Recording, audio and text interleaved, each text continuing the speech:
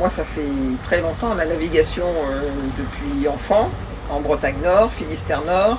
Et j'étais plutôt école de voile, voile légère, donc école de voile au CNPK quand je devais avoir 9-10 ans, chef de bord à 13 ans. J'ai eu un 420 après avec lequel j'en ai fait avec mes enfants quand ils étaient petits. Et puis après j'ai rencontré François il y a 19 ans et avec lui je suis plutôt passée à la voile hauturière. J'ai commencé à l'âge de 11 ans avec mon papa qui a commencé lui aussi à apprendre avec moi. On a eu un vaurien, puis un corsaire, puis un muscadet, puis un sylphe, puis un arpège, puis un deuxième arpège, puis un Dufour 2800. Et on a navigué tout le temps. Je n'ai fait que ça depuis l'âge de 11 ans et j'en ai 71. Et je ne m'arrêterai pas. Et quand j'ai rencontré Valérie il y a 19 ans, je lui ai dit je pars en mer avec toi ou sans toi. Et elle a choisi. Et elle a choisi de rester. Et finalement, après 22 000 milles, on se supporte toujours.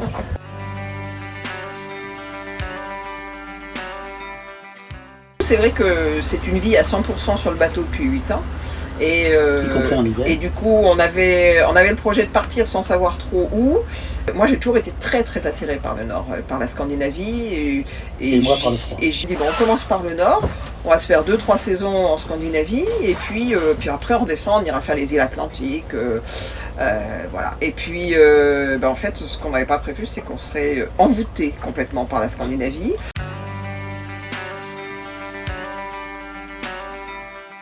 On a découvert une zone de navigation absolument fabuleuse, sans limite, que ce soit côté Baltique qu'on a sillonné pendant les 4 premières saisons, ou la côte norvégienne.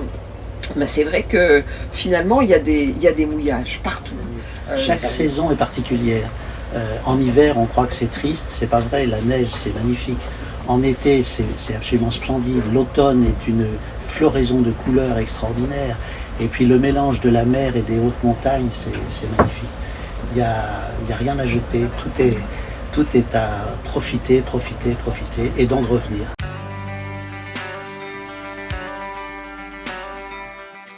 Il y en a plusieurs. Je mets au premier plan les rencontres, c'est sûr, parce que d'une part elles sont inattendues, d'autre part elles sont d'une richesse inouïe. C'est extraordinaire de temps en temps de trouver des gens qui ont plein de choses à dire, plein de choses à faire avec nous, qui sont adorables, qui sont serviables, etc.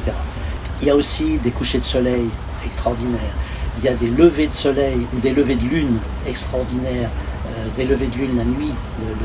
La navigation de nuit est envoûtante, mystérieuse.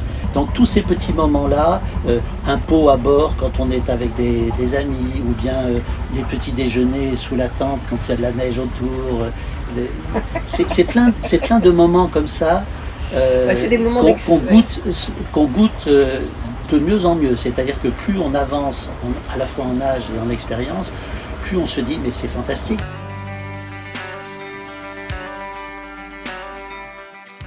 On n'est pas isolé complètement, au contraire, avec les moyens modernes maintenant, on est au centre de la famille tout en étant très loin. Et puis on rentre, alors quand on était en Scandinavie, jusqu'à l'année dernière, on rentrait une fois sur, quelquefois 2 fois dans l'année.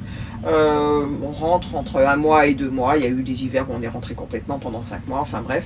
Et en général, à ce moment-là, on fait tout le tour des amis, de la famille, donc on les voit. De toute façon, on les voit physiquement au minimum 1 fois par an. On a donné à chacun de nos petits-enfants ce qu'on appelle une boîte au trésor, dans laquelle ils mettent des photos, on leur envoie des photos sur papier, on en tire plus de 1000 par an, des photos, des petits gailloux, des petits galets, des petits souvenirs, des petits trésors qui valent pas très cher, mais qui sont des souvenirs symboliques.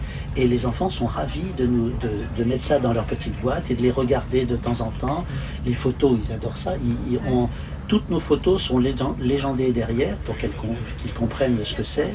On vit notre vie et ils vivent la leur et on partage. Et en plus, je pense qu'ils doivent se rendre compte que comme ça nous plaît et qu'on est heureux, ils préfèrent sans doute nous voir là que nous voir dans un EHPAD ou en mauvais état.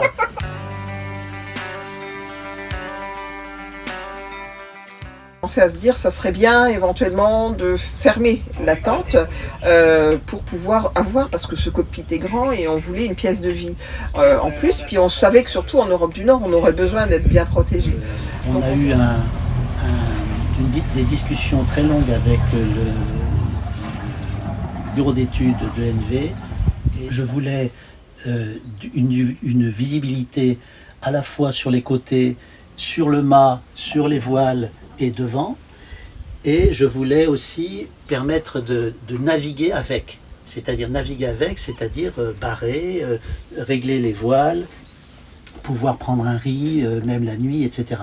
Donc c'est de là qu'est venue l'idée des différentes fenêtres.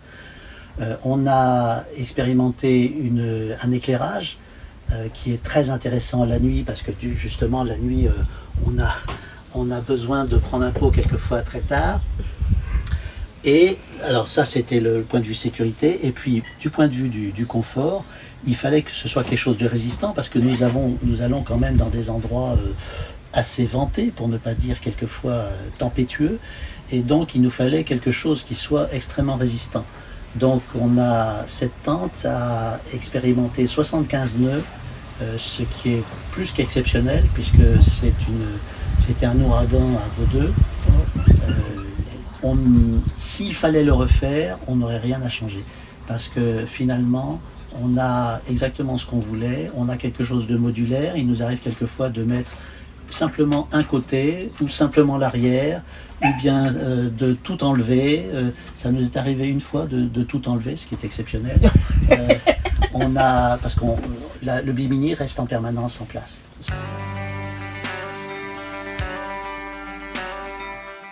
À bord, c'est une boîte de conserve. Donc c'est vrai que si ça ne va pas, ça peut être catastrophique. Mais en fait, il suffit d'être suffisamment intelligents tous les deux, pour ne pas vouloir imposer quelque chose à l'autre, mis à part la sécurité. La sécurité ne passera pas. Oui, non, mais on est de toute façon, on est sur la même longueur d'onde. Donc on fait des compromis, c'est-à-dire qu'on choisit ensemble la direction, on choisit ensemble l'escale, on choisit ensemble la position, l'endroit. On ne se pose pas la question de qui est capitaine ou pas. Non, les décisions elles sont toujours prises à deux d'une façon ou d'une autre. Donc il n'y en a pas un qui impose son choix à l'autre.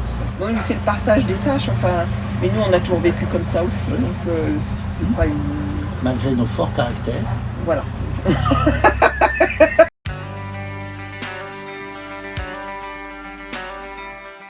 Le partage des tâches est indispensable, parce que il ne peut pas y avoir une personne qui fait tout et l'autre personne qui est assise en train d'attendre que ça vienne. Le ménage c'est moi, l'aspirateur c'est moi, la vaisselle c'est moi, l'entretien du bateau c'est moi. Par contre la cuisine c'est toi. Voilà. C'est ça, je ne sais pas faire la cuisine et je ne sais pas faire marcher la machine à laver. Donc ça. Il y a des tutoriels sur Internet. Oui, je sais. Il y a aussi des tutoriels pour faire la vidange du moteur. Y compris sur mon blog.